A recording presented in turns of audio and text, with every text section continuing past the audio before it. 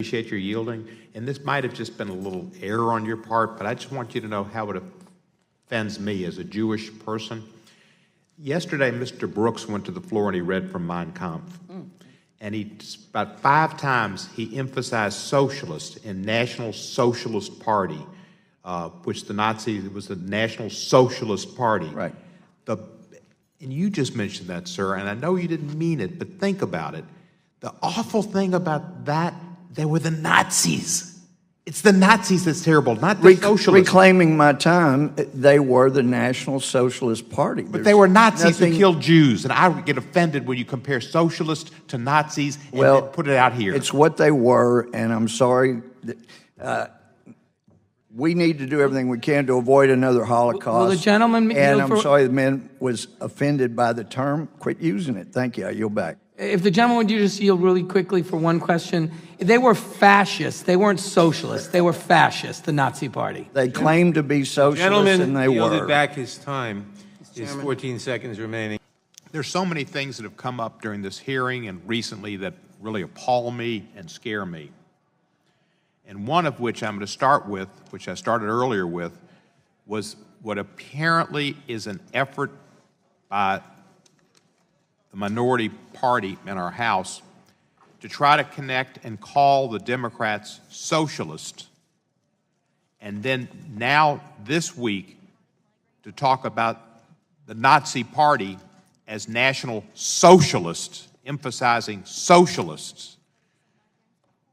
And the logical connection in their messaging is to say that socialists were for the Holocaust, that socialists were against the Jews. And just last week, the Republicans and their president started saying the Democratic Party is anti-Semitic, they are against the Jews. Well, as a Jew and a Democrat, I tell you the Democratic Party is not against the Jews and is not anti-Semitic. And I know where most of the anti-Semites end up politically, and they're not on our side. They were marching in Charlottesville where there were not fine people on both sides. They were arm in arm with the Ku Klux Klan. Neo-Nazis and the Ku Klux Klan were not fine people marching in Charlottesville, and the president did not call them down.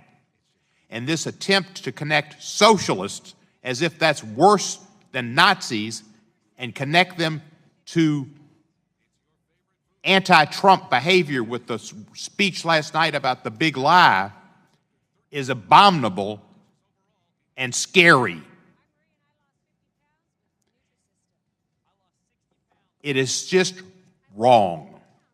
And with AIPAC meeting in Washington this week, it's even more apparent that this is part of a political effort by the Republicans to try to get Jewish votes, to belly up to the Israeli prime minister, to give the Golan Heights, which I think should be part of Israel, but part of an eventual peace deal with a two-state solution, but to say that God wanted the Golan Heights to be with Israel, and that God wanted Donald Trump to be president.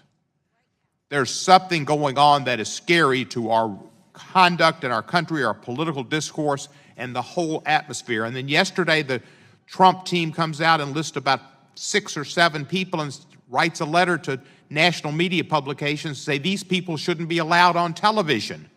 That strikes of a totalitarian fascist government, and it's scary.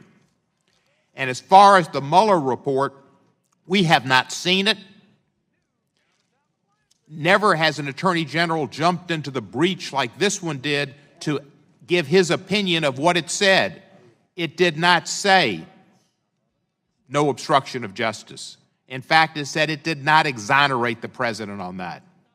And for those people that said this president has legal problems,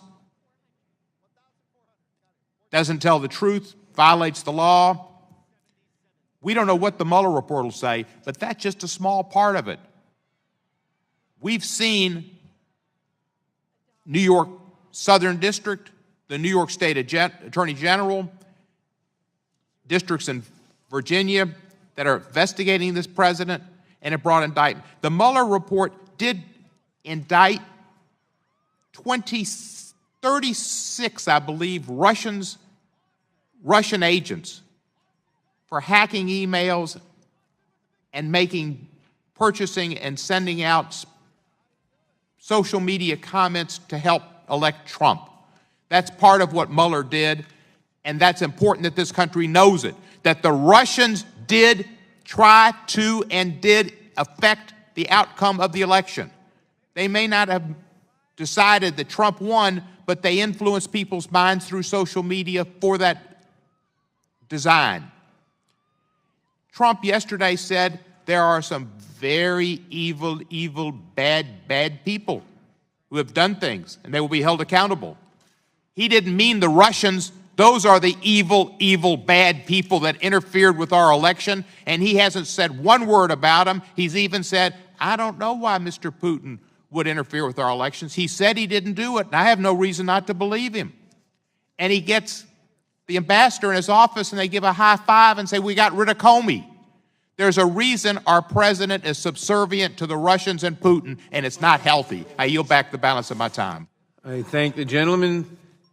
The question occurs on the amendment in the nature of a substitute. All those in favor respond by saying aye.